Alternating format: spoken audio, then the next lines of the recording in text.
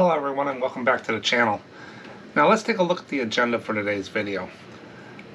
Got 20 cards sold.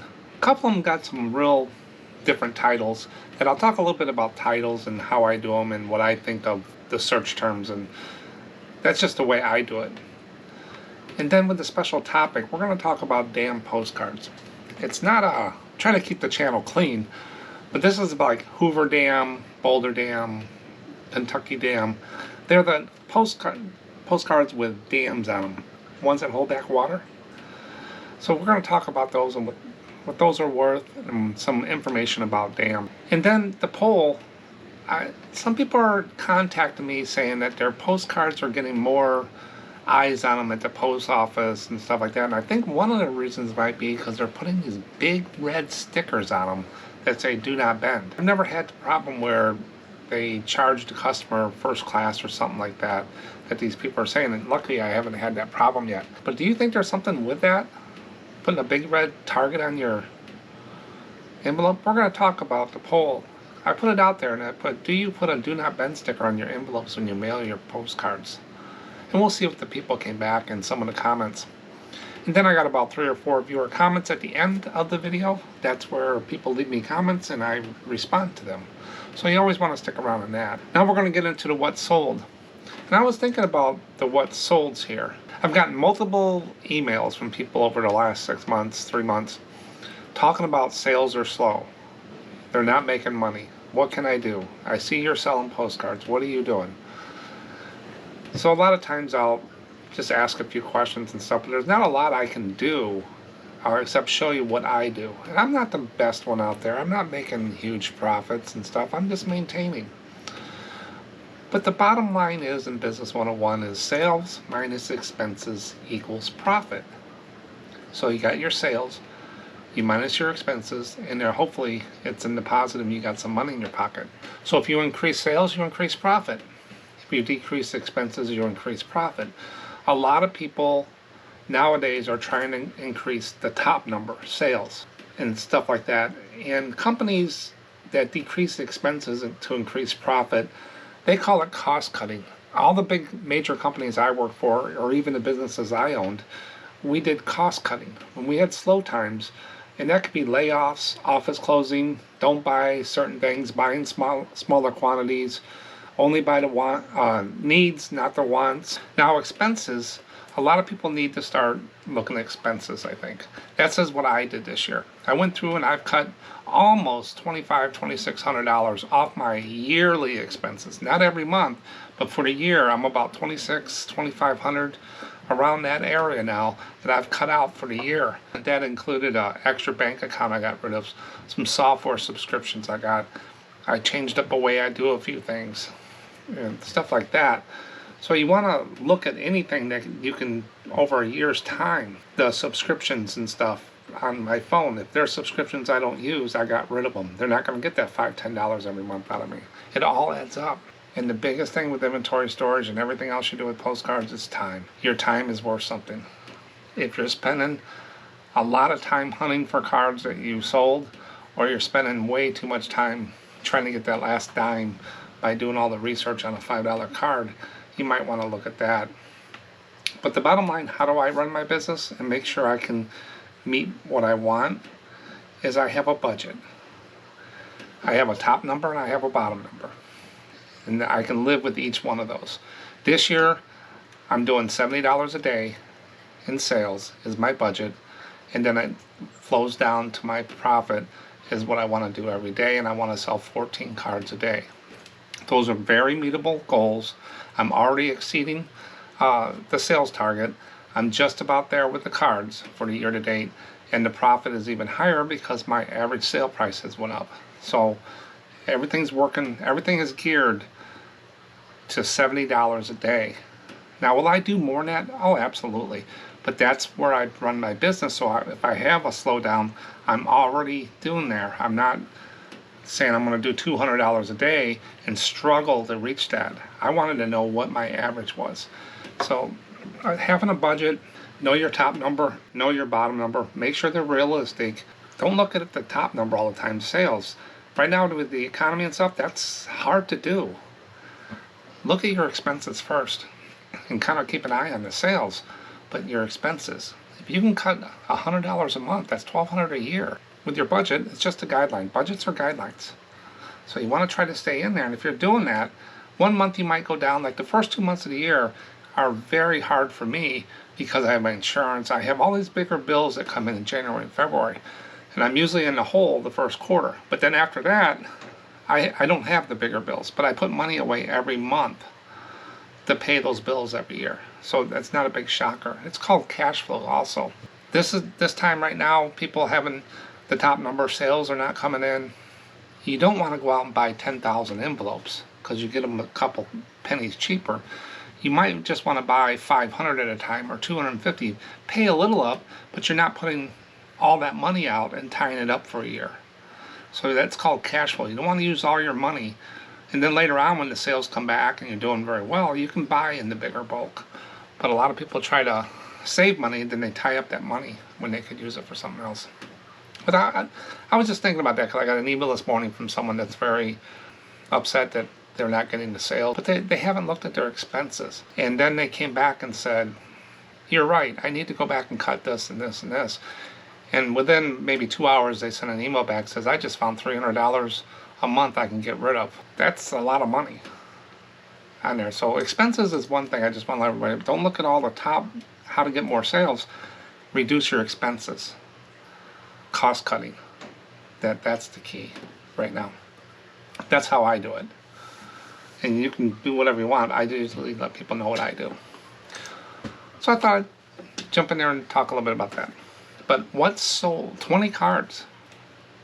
Not bad. I'll take that. The first card that sold is some painters.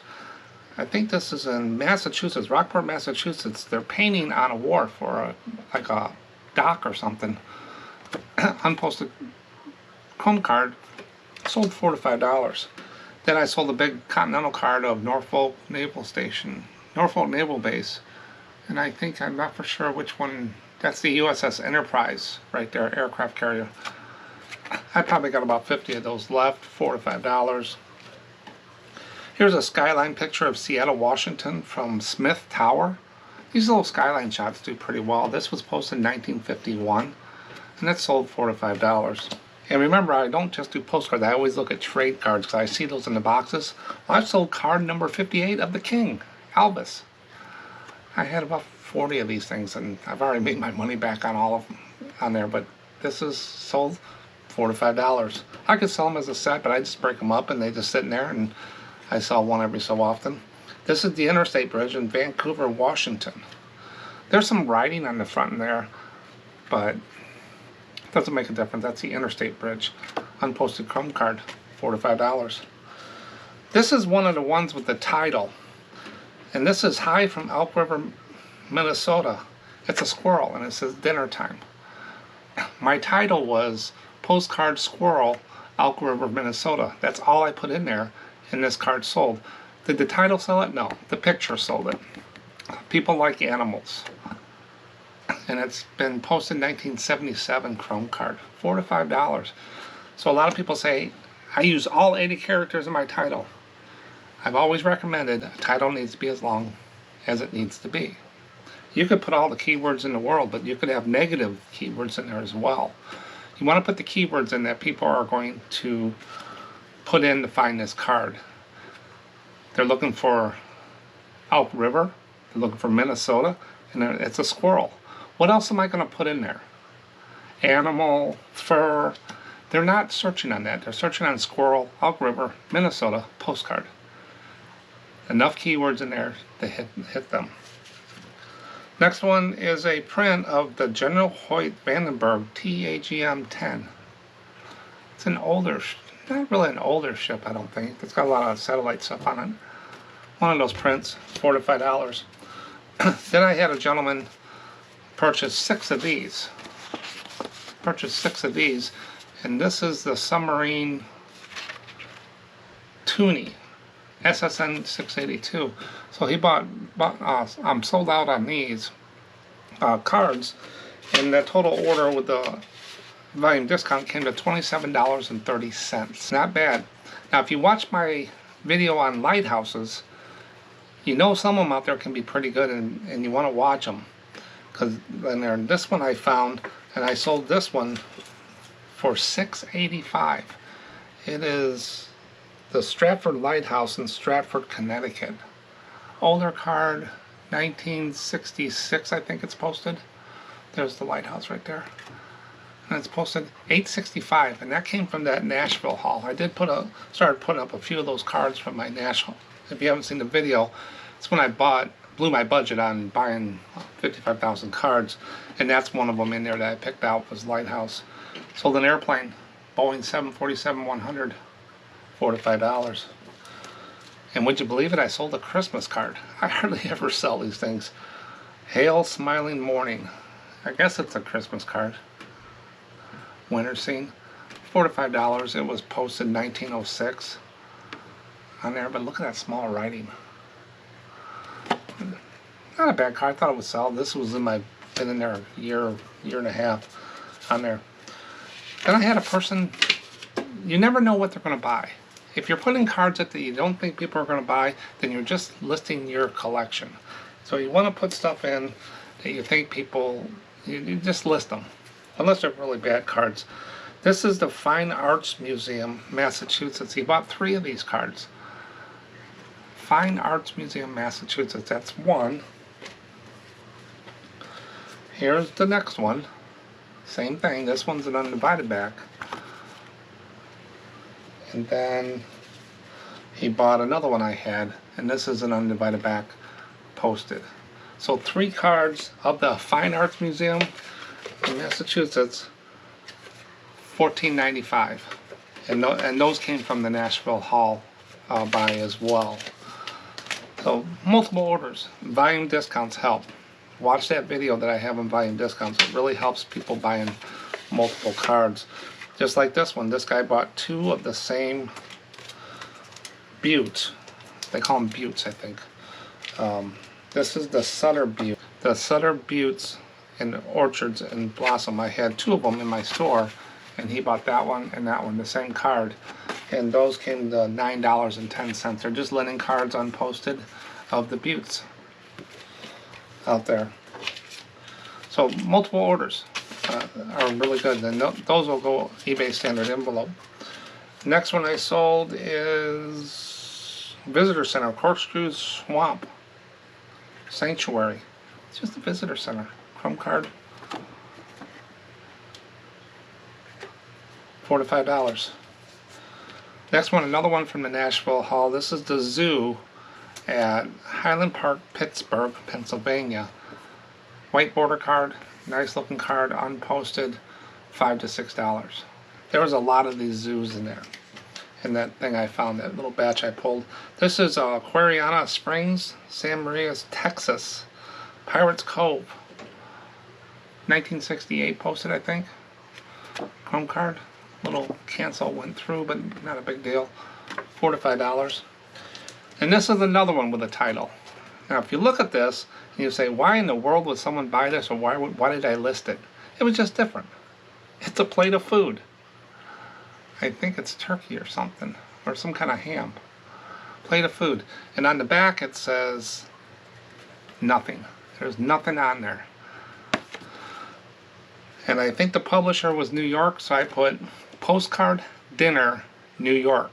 That's all I put in the title, and this sold $4 to $5. What sold it? Picture. Picture is worth 1,000 words.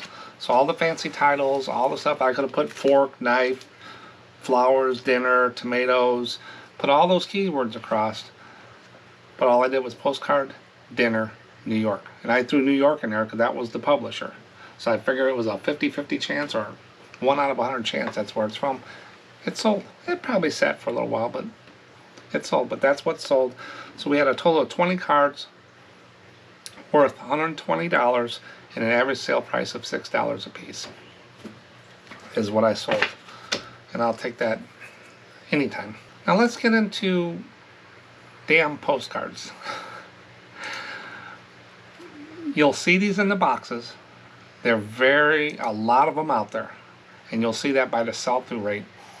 But I thought they were interesting because I do list them. I always list them, When I go fishing and there's a dam, when I had my boat, we love going up to the dams and fish because fish like the aerated water around them and stuff like that.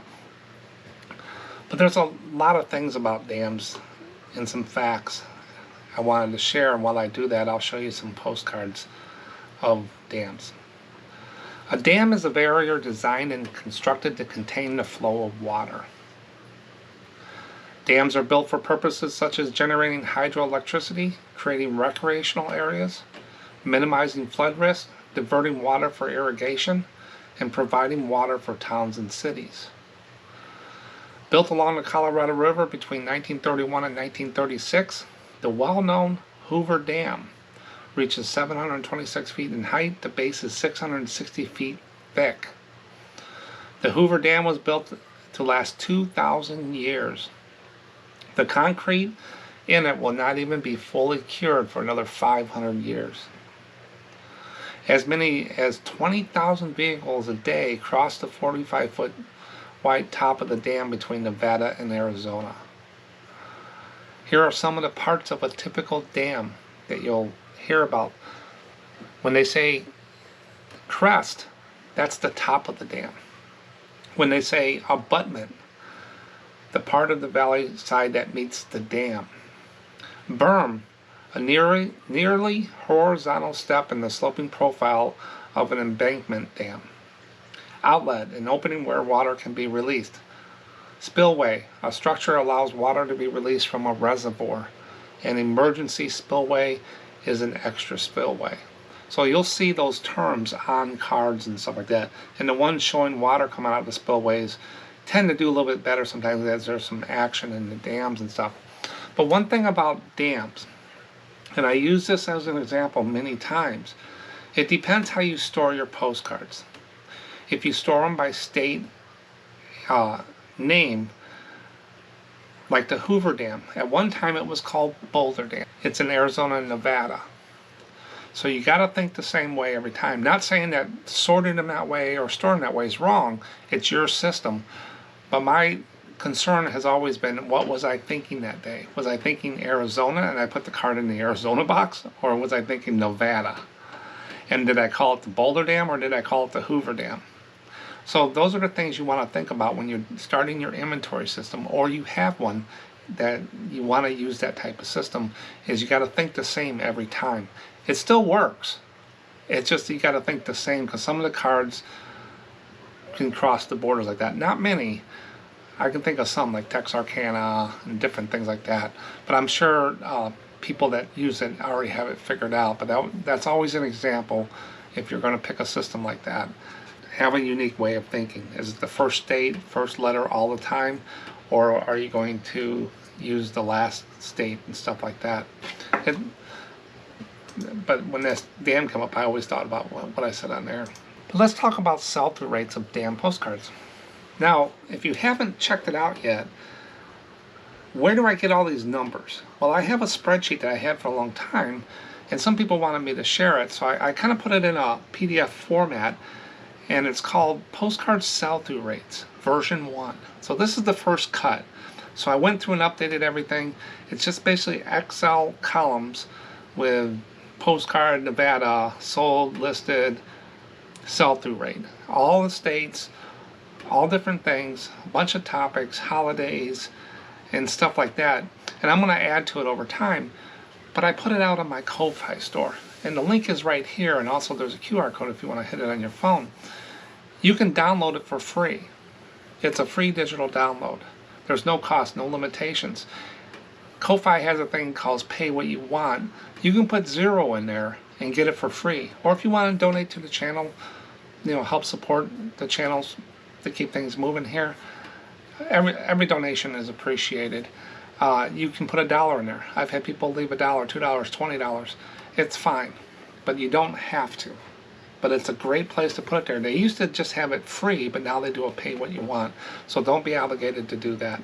But you can download it as many times as you want, and probably every so many months I'll put up a new version. I want to reformat it a little bit, but if you have anything that you want me to add to it, let me know, and we can always keep track of that. But so far the response has been pretty good. People like it. It's just quick and easy. It does take me a little bit of time to do, but it helps me too. So check that out. But the sell-through rate on dams, how I calculate sell-through rate is not scientific down to the last card percentage point. These are guidelines to me. I go into eBay and I type postcard space dam and I hit enter. And it shows me what's listed up in the top. This one said 37,000 plus, so I just took 37,000 postcards listed. Then I went over and clicked on sold, which also clicks to completed, and it said there's 1,900 cards sold. So I take the sold number 1,900 divided by 37,000 times 100, and that just makes it look like a percent, moves the decimal point. It's a 5% sell-through rate. I thought it would be a little bit higher, but it's 5%. And what I do with these numbers is I look for outliers. Like the Wiki Watching Mermaids came out to be 40%. So if I see one of those, I don't care, I'm picking it up, because I know it's going to sell. With stuff like that. Disney, McDonald's, they're at 22, Disney's at 12. But you want to butt these up against other queries you did of the same, and I did that here. So we got Postcard Dam at 5%, Postcard Idaho, anything in the title, Postcard Idaho, 9%. So that's kind of the top of the little chart here. And then the Postcard Nevada is 8%, and then Postcard California is 6%, and Massachusetts is 4%. So dams kind of fall at the lower part of the average there. It's not as low as New Hampshire and Massachusetts at 4%, but it's in the ball. They got a ticket to the game. So they're ones that will sell, but they're just average cards, probably a little long tail. Depends on the subject as well and what's going on in the picture. Some dams can be pretty lucrative. Your RPPCs and stuff like that can be pretty lucrative, always. But these are average. Cards are 5% sell-through rate. So it's just an average card is basically what they are. But I usually don't pass them up. If I'm looking through a box of cards and I see a lot of Massachusetts, New Hampshire, courthouses, dams, I know they're going to be longer sellers, so I'm not paying top dollar for them. Now if I see 100 Wiki Watchies in there, sky's the limit. I'm going to town on them. But that just gives you an example of how you can use that looking through the boxes and deciding what you want to spend. Because if you spend $100 on a white box of postcards and they're full of stuff like this, average cards, you know you're going to sit on them for a while. You're going to tie up your $100. So you don't want to spend a lot. You might want to cut them down to $60 so it doesn't hurt as bad. But they will sell, most of them. I no guarantee that these sell-through rates will get you a sale, but it gives you a more educated guess. The more information you have to make a decision, the better decision you make. So if this is just a quick look at it and say, dam's 5%, Massachusetts 4%, yeah, I can wait out these. I'll buy them. Or no, I'm looking for better sell-through rate. I want the 9 to 12% cards. I'm going to keep hunting because I got enough 4%. That's where I'm at right now, is I have a lot of 4 to 6% cards. A lot. They do sell, but I'm looking more for the little higher ones. It's getting harder and harder to find, so I got to put some other 5%ers in there. So you want a good mixture, but if you're only got all 4%, you're probably not selling a lot of cards every day. Or you could be. It depends. But let's look at some of the prices. So I found some sold highs. And this is what I'm talking about. Different things can be worth more money by the subject or people looking for something. This card sold here for $130. And it's the Mill and Dam, Leesville, Virginia. It's a divided back, 1918. $130. Somebody was looking at a card. The next one is a $27 card from Million River Dam, Pontiac, Illinois. That's only about 45 minutes southwest of me. Pontiac, there's a big prison down there. $27 a dam. And then there's another one, Antique Mill and Power Plant, Wisconsin. $20.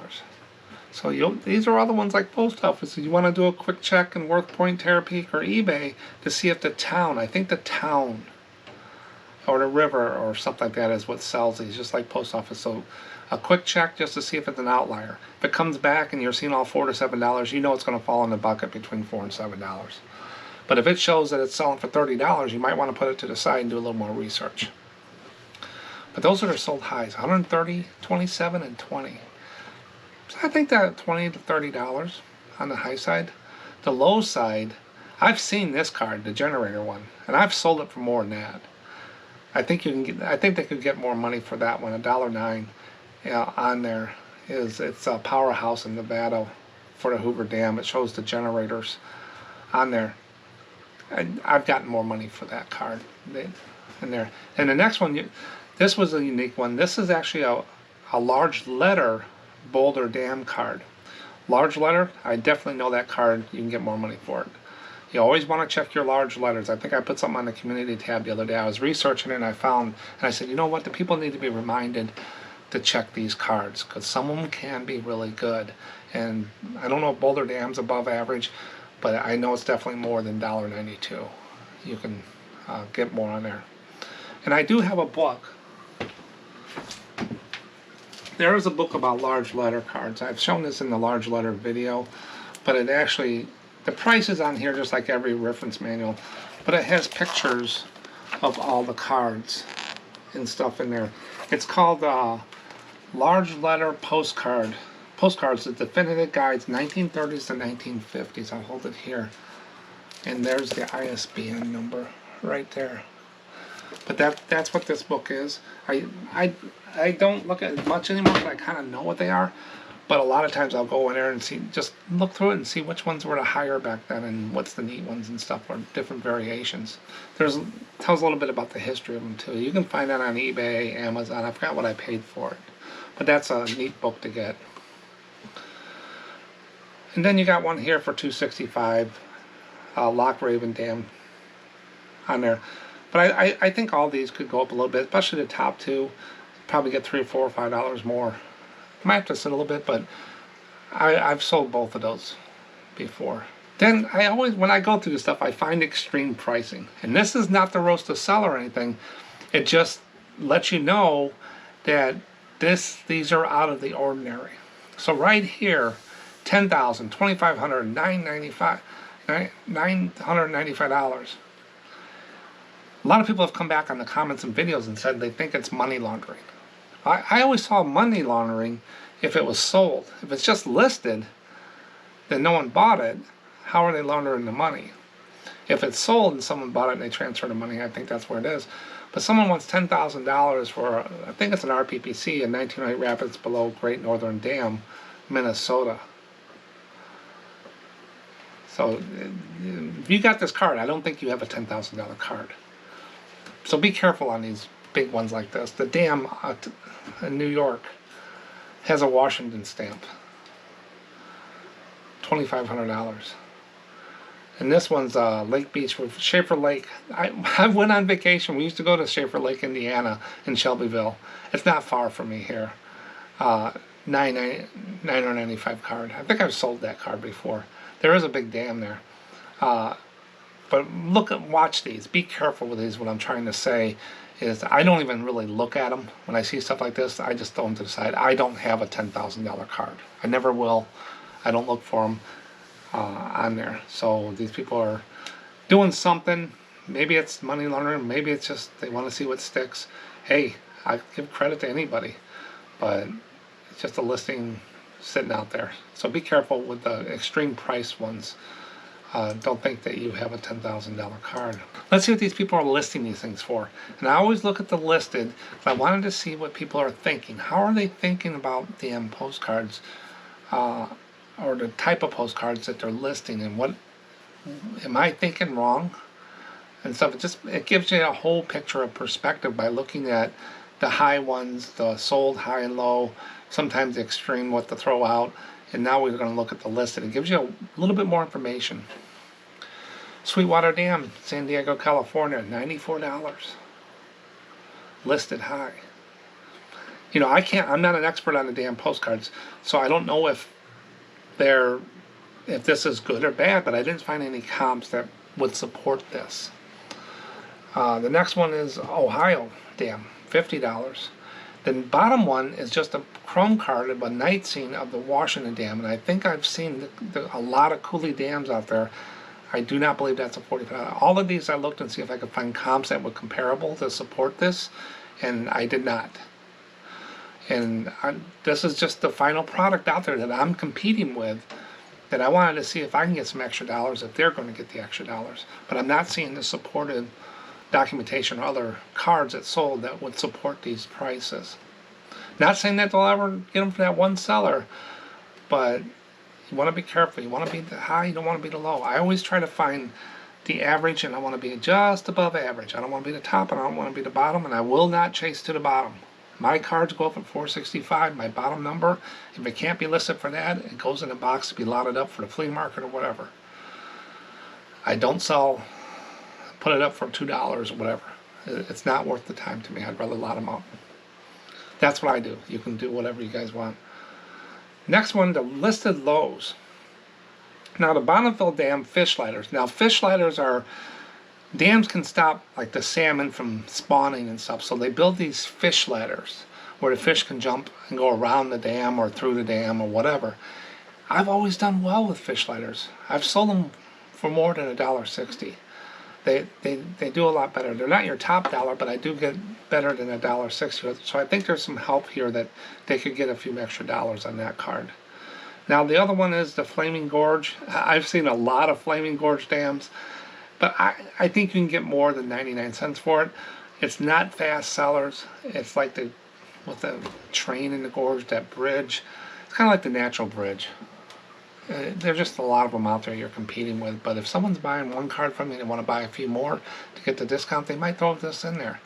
But I think 99 cents a little low. And then the other one is Bill Dam with the spillway coming out. There's a spillway actually active on there, and they put it in the title, but they only put $1.75. Those action shots of the dams, I think, can get more money. So I think there's some money here. That's why I picked these, because I think they can bring these up. They're not going to sell overnight, but I don't think they're bad cards. They will sell. But if you can get a few extra dollars on them. But that's the pricing on there. To sum up dams, they're just like the post offices, the courthouses, the lighthouses. You have to do your homework sometimes. Throw them in for the comp real quick. Is it a 465, 565, 765, 865, or 1265 card? It's going to fall in one of those buckets. If it's below 465, and I confirm that, it gets lotted up. It does not get listed. If it's over 1265, then I throw it in my special folder, and I'll do the research later on when I go into research mode. And look a little deeper, see if I can get a few more extra dollars. But if it falls, say they're selling for $5.50 across the board, I'm going to put it up at $5.65. If they're selling for $10, $10, I'm going to put it up at $8.65. It just plays the market in there, and it gives me the profit margins that I need because I buy my cards right. I don't pay a lot for my cards. Some lots I do pay up, and the other ones I pay very low on, so the yearly average really averages out, so I have a little bit of room. But I also don't promote as much as that. Maybe I should, but I don't. So I'm not chipping away at the profit dollars. I don't have a lot of stuff going in my envelopes. I use the free labels as much as I can. I use eBay standard envelope. I make sure I put my claims in. I don't cross-post spending all that money on something that's going to sit out there and not sell and stuff like that. I keep my expenses down so that end number doesn't get chipped away. If you're chipping away 10, 25 cents a card, you need to put that up at the top, but then the sales don't come in. So it's a trade-off. But if you're doing well with cross-posting, you're doing well with promoting, then that's a different story. That's how I think it's to cut cost. In the postcard world, to me, it's dimes, nickels, and dimes. It's not like we're not selling $300 vacuum cleaners. We're selling $5 to $7 cards. So you got to think about the nickels and dimes. But that's dams. Be careful with them. I wouldn't shy away from them, especially the spillways, night scenes, and the RPPCs. Always check RPPCs. I don't do a lot with that here because it throws the averages off, but those are always good. Take a little bit more research, but you can get some good money for those. Dams. Who knew? Interesting poll. Remember what I said, if I touch on listing, shipping, anything like that, packing, I get a lot of comments because people are very passionate about that. And in no way do I mean to offend anybody. I just want to tell you what I do, and I'm going to tell you what most of the people do out there. So this poll was, do you put a do not bend sticker on the envelope when mailing postcards? 24% said yes. 69% said no. And 6% said other. And what I'm talking about is this big red sticker that I see on postcards. And I've seen some YouTubes where people have held up their return envelope, and down at the bottom is this big red sticker on the label or on the back that says do not bend. It's kind of like a target for the post office people. That's what I feel like. If you put something red on there, their eyes are going to go to it, and you're telling them what do not bend. You're basically telling them. It's like when people buy something for you and they tell you how to ship it. I talked about that in the other video. It drives some people crazy. So you're doing the same thing to these people at the post office. You're telling them do not bend. I think it does put a limit in there. 69% of the people do not do this. Now with these envelopes, they're going to fit almost in any slot. They're not going to bend these as much like that because they're going to fit in the mailbox. But if you use these longer ones, these are the long eBay ones, they might try to bend them to get them in the mailbox if they don't lay flat and stuff. Also, if you're doing stuff like this, and you don't put a stiff piece of cardboard in there, and you just put a sticker to do it bend, they're going to do this to get it in the mailbox. That's what the carrier's going to do. When the carriers are sorting at getting their route ready, and I've watched many videos of this, is they slide them into their little slots, and they make a taco. They put all the other mail in the middle. So these little ones are going to fit right in there. But this bigger envelope, they're going to turn it like this, because that doesn't fit in there. That's not going to fit in a slot. But if you put a real stiff piece of cardboard in there, they're not going to bend that. So what do? I don't use them. I don't care if they tell me to put do not bend on there. I don't do it. I ship them out in the envelope, and that's the way I do it on there. But I do think putting a big red target on your envelope, and maybe it's like a bull on a bullfighting. You got a red cape, and they attack the red cape. Well, I think that might be what's happening, could be happening with your postcards. Plus, it's an added expense. I just talked about expenses. It's time. I'm sure it doesn't take a lot of time to put a sticker on there, but you're buying something you don't need. Some people have a stamp. That's better, but it's not needed in my eyes. But do what you want. That's what I do. I do not use them on there. And 69% of the other people don't either. But I got some comments on here too. Rye said, I have a stamp that says, handle with care. I use the same mailers as you do. And he uses the Echo Swift 6.5 by 4.5. And I have a link down in the description that you can find the current prices and get those on eBay. I think a postal worker would have to be crazy to bend one of those thick envelopes, and I think that's okay. I've maybe got one or two back, but they were totally destroyed. Looked like I got caught in the rollers and stuff over the years. That's it. I've never had anybody come back and said they bent those little envelopes. Thanks, Rye. Brian Perry, my envelopes already have please do not bend printed on them in red. Fairly standard hard-backed envelopes in the UK have this. Interesting. They must have some really tough postal guys over there in the Royal Mail. But so the envelopes come with that on there already in the UK. That's interesting. Thanks, Brian. Alex Metz, not for eBay standard envelope, but I do put them on first class and priority. I know they don't help, but it's just in case it does get bent or destroyed, the customer can see I went the extra mile for them. I'll leave it alone at that, Alex. But I'm glad you got a system and you're doing something that you think is right on there, and you have a system and you're consistently doing it. That's the biggest thing. I don't care if you do it or not. I don't do it. You might do it like Alex does here and has a system. He feels it's the right thing to do. If we all did it the same, we wouldn't be unique and individuals. So, good job, Alex. Kelly says, before eBay standard envelope, yes, I did. But now, no, because otherwise you have to pay for non-machinable charge. Kelly brings up a good point here. You put do not bend on there, or you put one of those red fragile stickers on there, they might pull it out and not put it through the machine, and all of a sudden you get a customer getting a charge for $4 or $5 because it has to be non-machinable. I don't know what the charge is. I think it's $3, $4, or $5. But that's another thing these stickers can do. Especially if you put those big, they charge for fragile stickers. And one of the reasons is if you buy their fragile sticker, I think it is. I'm not an expert on this. I don't use it. I've never used it.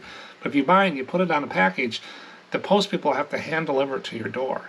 So there's extra charge is because it takes the time from the postal worker on there.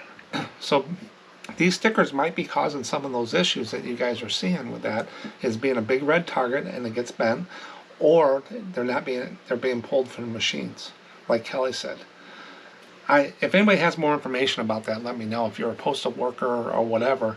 But I think Kelly has a good point about that. And Kelly has a issue with his post office that he's commented on different places about things where he has to use 2 ounces because he just can't get them to understand eBay standard envelope. I don't have that problem in mine. I'm lucky, but I've heard other people having the same problems with their post offices not understanding eBay standard envelope. Steve, Memphis Blazer, it encourages USPS to be mischievous. That's what I'm talking about. Angry bull sees red. Attack! Attack! Thanks, Steve and Kelly and Alex and Byron and Rye. And Julie Flicker, mine are sent in a cardboard envelope. I figure it goes without saying. I think she sums it up right there for what I'm thinking. Yeah, I don't use them. I stick a sticker on there. It says, let's see what this one says. I think that I've shown this in the video before. So basically, I put the card sleeve in there. These have a little seal on the back so I don't have to lick them. And then I stamp them with that little stamp right there. That's my logo, SMPostcards.com. Variety of collectible postcards. I have under 35,000 plus postcards to choose from. When this runs out, I'll update my number. Open carefully, postcard inside. I don't tell anybody to do anything except open carefully. And I think that's smoothing it a little bit. If you put on there, do not bend, that bull's going to see red and attack and have a target on there. So that's what these polls can do. It gives everybody a different way of looking at things, and I can share it with everyone. But it hasn't swayed me. And the same with 69% of the other people don't use them. So I think at the end of the year, this is the best practice. Do not use them. If absolutely needed, you can. And they're selling postcards without them. Thanks, everyone. Now let's get into some of these comments. I got 4 here, because a couple of them are pretty quick. Postcard Shack, Postcards, Gary. I used to go there long before Disney came to Orlando. He's talking about the mermaids. Wiki watching mermaids. It's just north of Tampa, west of Orlando is where this place is on the map, if I remember right. I only had a couple of these cards and they sold very quickly. Yes, if you see Wiki watching mermaids, buy them. I mean, don't pay top dollar for them. They 45% sell-through rate. Great cards. Thanks, Gary. And then Chris says, thank you for your videos. Love them. I had a busy weekend too. Almost 45 postcards went out. Excellent. I figured out the issue with a lot of my envelopes not getting scanned. Okay, so Chris had that other comment I talked about, having issues with his metrics and not getting scanned. And he's come back with a follow-up message here, which I appreciate. The lady at the post office was putting the envelopes in a separate bin for non-machinable. Lucky he didn't get charged more. I told her to throw them into the regular mail and things are getting better. Great, I'm glad you figured it out. We don't have that bin here. I drop them in the blue box, or I drop them in this little door that drops into a white garbage can behind a bucket, and that's where they just throw it in the cart. A lot of times I put them in my mailbox out front and the carrier picks it up. I don't have what he's having here, but he did some investigation, and hopefully that will fix his problem on there. But that non-machinable stuff, if you stack them too stiff, too rigid, you're putting all these cards and putting all these boards and putting all this stuff on there, and you're putting a big red target on there, you're asking for problems, I think. Thanks, Chris, for following up. I got closure now. Jackie Jack Enterprises. Great video. I see a lot of postcards with the interior restaurant views. Do they sell well, and are they a little more valuable? I think I wrote back to Jackie Jack here. It depends on the restaurant, location, state, and if it's still there, etc. If it's older, it's just like a normal card. It could be something that's magnificent, or it could just be a standard card that doesn't sell well. You just got to do your homework on them. But there is a lot. The ones I see that do the most are the diners with the Coca-Cola signs, with the stools and the counter. Those types of diners do a lot better. The trolley car diners, the view, street view of the diners do well with the signs and stuff. But if you have a waiter doing something, I just sold today a plate full of food from New York, $4. So you just gotta check each one just to make sure. Thanks, Jackie. This message came in. I think this one came in through email. I just received a negative feedback, and eBay will not remove it after calling them many times. Should I stop selling and shut my store down, as this will affect my sales? What do you do when you get negative feedback? So this person feels defeated right away. You get that feeling. They come in spurts, guys. You're going to have good days, you're going to have bad days. My negatives and stuff are bad things, or screwed up cards, or sent the wrong card, or returns. They come in bunches to me. I'll get 2 in a day, and then I don't see anything for 6 months, and all of a sudden I get 4. But it will happen. You're not defeated. It just means that you're getting interaction with your people.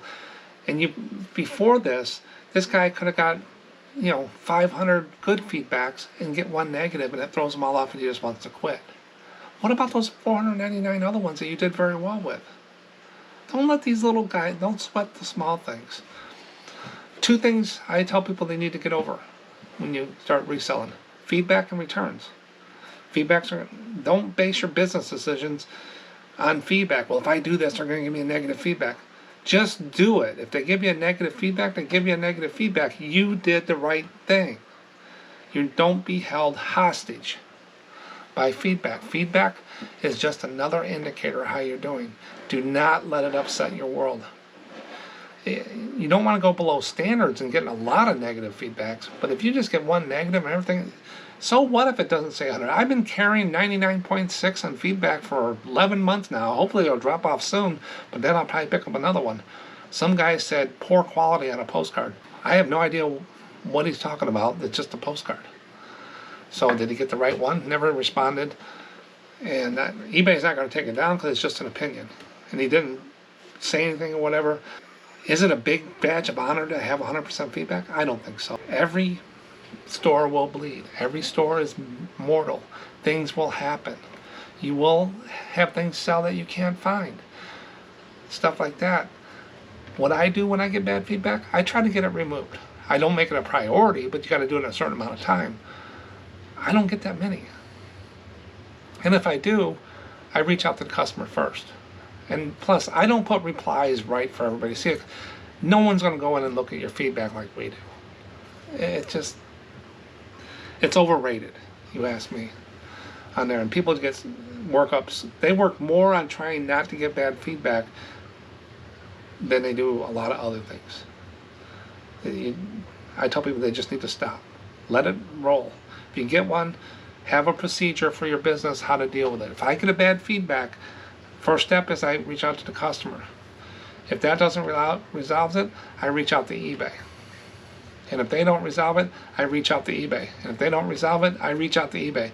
And after a couple times, 2 or 3 times, I'm done. I'm living with a negative for another year. So, but that little badge of honor, remember, you're the boss of your business.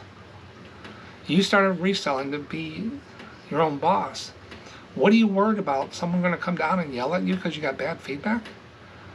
Are you comparing yourself to other people? You shouldn't be. That's one of the worst things you can do, is watch other people's stores and trying to beat them or be them, or saying that I'm above them. Comparing yourself to others is one of the things that causes a lot of reseller more anxiety than anything. Well, he sold 10 cards today. Why didn't I sell 10 cards today? It's just not a good place to be. So be careful with all this stuff. It's just a number, guys. You'll be fine. Now, YouTube's going to give you a video here that they think you need to watch from your history. And I think it's the best one you can watch next. Go ahead and click this right here. Thanks for watching. I'll catch you in the next one. Bye.